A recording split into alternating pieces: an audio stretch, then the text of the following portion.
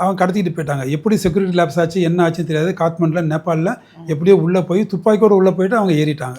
கையில் குண்டு துப்பாக்கி எல்லாம் ஃப்ளைட்டுக்குள்ளே ஏறிட்டாங்க.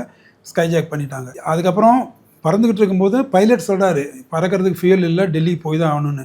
அதுக்கு அவங்க என்ன பண்ணாங்க, பக்கத்தில் பாகிஸ்தான் லாகூரில் இருக்கிறாங்க. லாகூரில் இறக்கி ரீஃபில் பண்ணிவிட்டு மறுபடியும் அங்கேருந்து அவங்க நேராக துபாய் போனாங்க. துபாயில் அவங்க வந்துட்டு பர்மிஷன் கொடுக்கல. இறங்குற மாதிரி இறங்கி மறுபடியும் ஏறிட்டு நேராக மறுபடியும் எங்கே வந்துட்டாங்க, ஆப்கானிஸ்தான். அது இடத்துக்கு வந்துட்டு அங்கே கந்தஹார்னு ஒரு ஏர்போர்ட் இருக்குது, அங்கே வந்துட்டு இறக்கிட்டாங்க. இறக்கிட்ட பிறகு சொல்லிட்டாங்க, நாங்கள் சொல்கிற 3 பேர் தீவிரவாதிங்க 3 பேர் நம்ம ஏற்கனவே கவர்மெண்ட் ஆஃப் இந்தியா பிடிச்சி வச்சுருச்சு. அந்த 3 பேர் ரிலீஸ் பண்ணால் இங்கே இருக்கிற பேசஞ்சர் நான் அனுப்புகிறோன்னு. இது பாட்டுக்கு 2 நாள் 3 நாள் 4 நாள் பேச்சுவார்த்தை நடந்துக்கிட்டே இருக்குது. 21 டிசம்பர் நடக்குது 1991. 30 வரைக்கும் போகுது. கடைசியில் இந்தியன் கவர்மெண்ட்டு வேறு வழி இல்லாமல் அந்த 3 பிரிசனரை ரிலீஸ் பண்ணிச்சு. அவங்க just like that walk over பண்ணி போயிட்டாங்க. அதுக்கப்புறம் அந்த பேசஞ்சர்லாம் ரிலீஸ் பண்ணாங்க. இந்தியாவில் ஹிஸ்ட்ரியில் மிகப்பெரிய கொடுமையான ஒரு ஹைஜாக்கு ஸ்கைஜாக்குன்னா அது ஒன்று தான்.